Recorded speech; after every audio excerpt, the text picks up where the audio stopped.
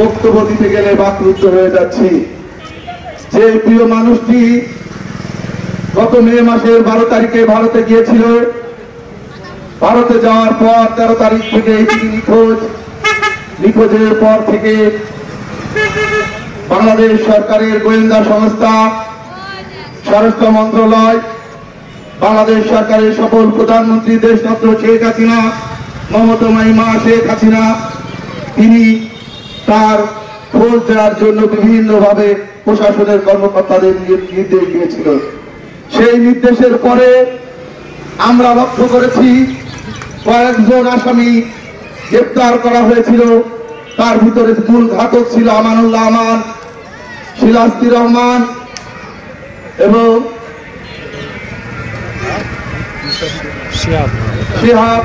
খুনি শিহাব।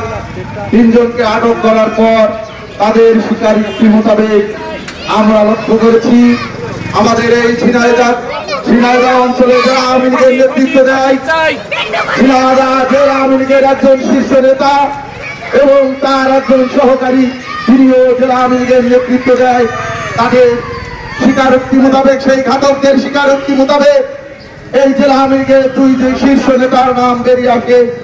আমি এই জন্যে প্রশাসনের কর্মকর্তা যারা এ বিষয়ে কাজ করছে আমি তাদেরকে ধন্যবাদ জ্ঞাপন করছি। আমি ডিবির প্রধান হারুন সাহেব সহ যে সমস্ত ডিবির কর্মকর্তাবৃন্দ এ ব্যাপারে কাজ করছে আমি তাদেরকে ধন্যবাদ জ্ঞাপন করছি। আমি ধন্যবাদ জ্ঞাপন করছি স্বরাষ্ট্র মন্ত্রণালয়ের দায়িত্বপ্রাপ্ত মন্ত্রী আসাদুজ্জামান কামালকে আমি ধন্যবাদ জ্ঞাপন করছি।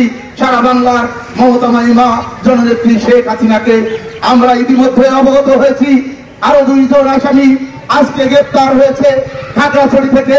সেই মুস্তাফিজুর রহমান, খুনি মুস্তাফিজ এবং খুনি ফয়সাল, তাদেরকে খাগড়াছড়ি থেকে গ্রেপ্তার করে তাদেরকেও হেলিকপ্টারে করে ঢাকায় আনা হচ্ছে আমরা ইতিমধ্যে অবগত হয়েছি। প্রিয় উপস্থিতি, আমরা অবগত হয়েছি গত 2-1 দিন আগেই জেলা আওয়ামী লীগের শীর্ষ নেতা কাজী কামাল বাবুর বেকাশ বাবু, যাকে মোবাইল উদ্ধারের জন্য ঝিনাইদহ জেলা কারাগারে আনা হয়েছে, আজকে তাকে নিয়ে অভিযান পরিচালনা করা হয়েছে। 2টি পুকুরে অভিযান করেছে, সেখানে মোবাইলের কোনো আলামত পাওয়া যায়নি। আমি আজকের এই সাংবাদিকদের মাধ্যমে আমি উদাত্ত আহ্বান রাখবো, আপনারা লেখনীর মাধ্যমে, আপনারা প্রচারের মাধ্যমে আপনারা জানাবেন যে গিয়াসউদ্দিন বাবু তিনি তো বলেছেন আমি আমার 3টা মোবাইল আমার উদ্যতন নেতা তিনি নিয়ে গিয়েছেন, তাহলে কেন আমরা কাজী কামাল আহমেদ বাবু ও বেকেশ বাবুকে দিয়ে আমরা মোবাইল উদ্ধারের অভিযানে এসেছি? আমরা সেই শীর্ষ নেতাকে দিয়ে আমরা কেন সেই মোবাইল উদ্ধারের জন্য আমরা চেষ্টা করছি না? আমি মমতাময়ী মা জননেত্রী শেখ হাসিনার কাছে উদাত্ত আহ্বান রাখবো যে দলের ঊর্ধ্বে কেউ নয়, একজন ব্যক্তি যদি অপরাধ করে সেই অপরাধ তার নিজের ঘাড়ে বর্তাবে, দল তার দায়ভার নেবে না। তাহলে যেহেতু সুখে স্বীকারোক্তি আছে জেলার শীর্ষ নেতারা আওলাজি বাজার এমপি মহোদয়ের হত্যায় তারা জড়িত আছে, তারা স্বীকারোক্তি দিয়েছে, তাহলে এখনো পর্যন্ত কেন তাদেরকে বহিষ্কার করা হয়নি? মাননীয় প্রধানমন্ত্রী, আমি আপনার কাছে বিনয়ের সাথে আহ্বান করব, আমরা কালীগঞ্জবাসী আপনার ভরসায় থাকি, আপনার ভরসায় আমরা দল করি। আপনি আমাদের অভিভাবক, আপনি আমাদেরকে দেখে রাখবেন, আপনি আমাদেরকে বাঁচিয়ে রাখার মালিক, আপনি আমাদেরকে বাঁচিয়ে রাখবেন, আমাদেরকে দল করার সুযোগ করে দেবেন। আমি আপনাদের কাছে আপনার কাছে উদাত্ত আহ্বান রাখবো, এখনো পর্যন্ত যে সমস্ত আওয়ামী লীগ নামধারী সন্ত্রাসীদের পদ পদবি রয়েছে সেই সন্ত্রাসীদেরকে অচিরেই বহিষ্কার করে দেশের প্রচলিত আইনে তাদেরকে সর্বোচ্চ শাস্তি ফাঁসি দিতে হবে, এই আহ্বান করছে আজকের এই মানববন্ধন কর্মসূচি থেকে। প্রিয় উপস্থিতি, আপনাদেরকে উদাত্ত আহ্বান রাখবো, আওলাজি বাজার এমপি মহোদয় কি ধরনের জনপ্রিয় নেতা ছিল আপনারা ইতিমধ্যে অবগত হয়েছে। আমি ছোট্ট একটি গল্প বলে আমার বক্তব্য আমি শেষ করতে চাই। আমি উপজেলা পরিষদের চেয়ারম্যান নির্বাচিত হয়েছি, আওলাজি বাজার এমপি মহোদয় তিনি আমার মাথার উপরে হাত রেখেছিলেন বলেই কিন্তু আমি উপজেলা পরিষদের চেয়ারম্যান। আজ আপনারা আমাকে ভোট দিয়ে নির্বাচিত করেছে, তাই আমি উপজেলা পরিষদের চেয়ারম্যান। আমি সেখানে বসে আমি উপজেলা ইঞ্জিনিয়ারের সাথে একদিন বসে কথা বলছিলাম। সেই উপজেলা ইঞ্জিনিয়ার সাহেব কথা বলতে বলতে তিনি কান্না করে দিয়েছেন, বলছেন স্যার আমি রাস্তার কার্পেটিং করছি, সেই রাস্তার কার্পেটিং করতে যে আমার চোখ দিয়ে পানি পড়ছে হর হর করে, যে আমরা এই রাস্তাটা কতদিন ধরে আমরা এস্টিমেট করেছি, সেটা জেলায় পাঠিয়েছি, জেলা থেকে আমরা ঢাকায় পাঠিয়েছি, পাস হয়েছে, টেন্ডার হয়েছে, তারপরে আমরা কিন্তু এই পিচ ঢালা পথ করছি।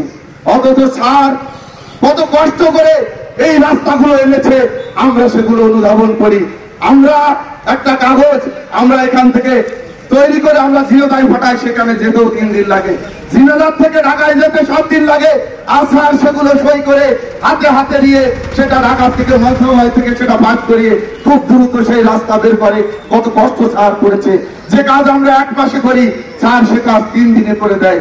এই ধরনের উন্নয়ন প্রেমী নেতা, উন্নয়ন প্রেমী এমপি আপনারা আর জীবনে কোনোদিন পাবেন না। এই কথা বলে সেই ইঞ্জিনিয়ার হাওয়া করে কান্নাকাটি করে শুরু করে দিয়েছে। কি ধরনের উন্নয়ন প্রেমী লোক ছিল, ভালোবাসার মানুষ ছিল, আমরা সকলে অবগত আছি।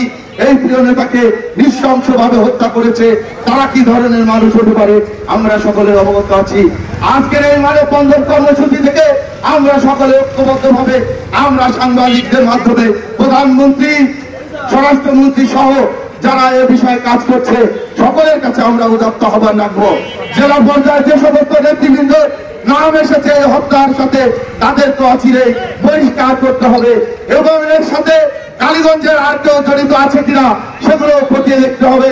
কারণ আমরা জানি 2016 সালে আমাদের প্রিয় নেতা বাবাজি মারার ভাইকে হত্যা করার ষড়যন্ত্র হয়েছিল, তাকে হত্যার পরিকল্পনা করা হয়েছিল, সে ব্যাপারে একটা মামলাও হয়েছিল। কারা কারা সেখানে জড়িত ছিল তাদেরকেও এই আইন আমলে এনে তাদেরকেও জিজ্ঞাসাবাদ করতে হবে। এই হত্যার সাথে তাদেরও যোগসূত্র থাকতে পারে। আমি আর কথা জিজ্ঞাসা না করে আমি আপনাদেরকে উদাত্ত আহ্বান রাখবো। আজকের এই মানববন্ধন কর্মসূচিতে যারা উপস্থিত হয়েছে, আমার আজিমা মহোদয়